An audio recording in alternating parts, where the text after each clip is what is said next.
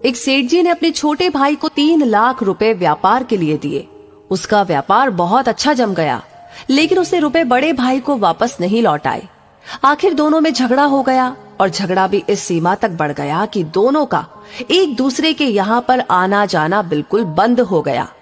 घृणा व द्वेष का आंतरिक संबंध अत्यंत गहरा हो गया। सेठ जी हर समय हर संबंधी के सामने अपने छोटे भाई की निंदा, निरादर और आलोचना करने लगे।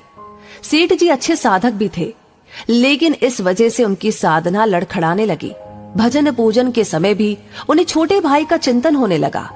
मानसिक व्यथा का प्रभाव तन पर भी पड़ने लगा। बेचैनी बढ़ गई, समाधान नहीं मिल रहा था। आखिर वे एक संत के पास गए और अपनी सारी व्यथा सुनाई। संत श्री ने कहा कि बेटा, तू चिंता मत कर, ईश्वर कृपा से सब ठीक हो जाएगा। तुम कुछ फल व मिठाइयां लेकर अपने छोटे भाई के यहाँ जाना और मिलते ही उससे केवल इतना कहना, अनुज, सारी भूल मुझसे हुई है, मुझे क्षमा कर दो। सेठ जी ने कहा, महाराज, मैंने ही उनकी मदद की है और क्षमा भी मैं ही मांगू।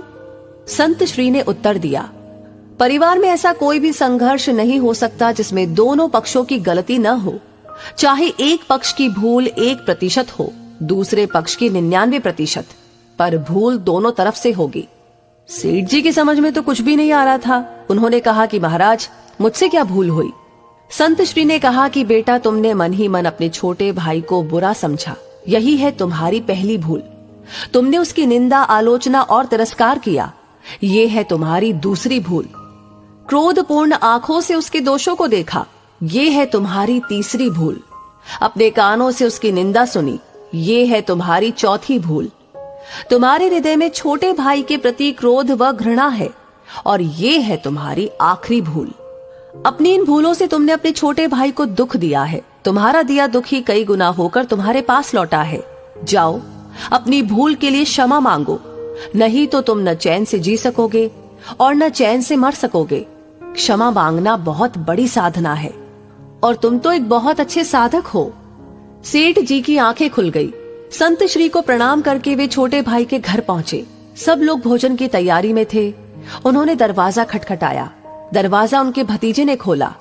सामने ताऊजी को देखकर वह अवाक सा रह गया और खुशी से झूमकर जोर जोर से चिल्लाने लगा, मम्मी पापा, देखो कौन आए हैं, ताऊजी आए हैं, ताऊजी आए हैं।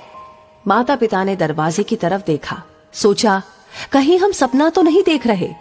छोटा भाई हर्ष से पुलकित हो उठा।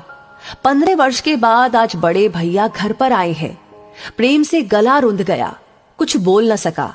सेठ जी ने फल व मिठाइयां टेबल पर रखी और दोनों हाथ जोड़कर छोटे भाई को कहा, भाई, सारी भूल मुझसे हुई है, मुझे क्षमा करो। क्षमा शब्द निकलते ही उनके हृदय का प्रेम अश्रु बनकर बहने लगा। छोटा भाई उनके चरणों में गिर गया और अपनी भूल के लिए रो रो कर क्षमा याचना करने लगा। बड़े भाई के प्रेमाश्रु छोटे भाई की पीठ पर और छोटे भाई के पश्चाताप व प्रेम मिश्रित अश्रु बड़े भाई के चरणों में गिरने लगे।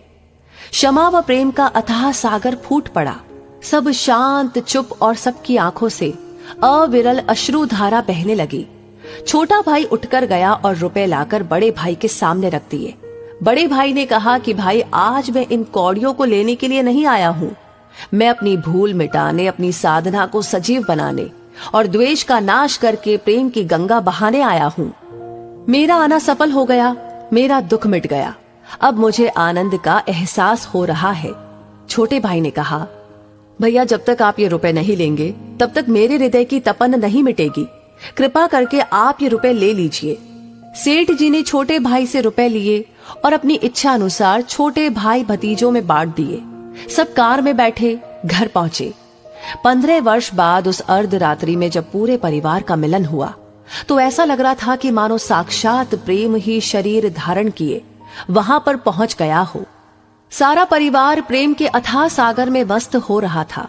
क्षमा मांगने के बाद सेठ जी का दुख, चिंता, तनाव, भय, निराशा रूपी मानसिक रोग जड़ से ही मिट गया और साधना सजीव हो उठी। तो हमें भी अपने दिल में क्षमा रखनी चाहिए। अपने सामने छोटा हो या बड़ा, अपनी गलती हो या ना हो, क्षमा मांग लेने से सब झगड़े समाप्त हो जाते हैं। वैसे इस कहानी के बारे में आप क्या कहेंगे? आपका पर्सनल एक्सपीरियंस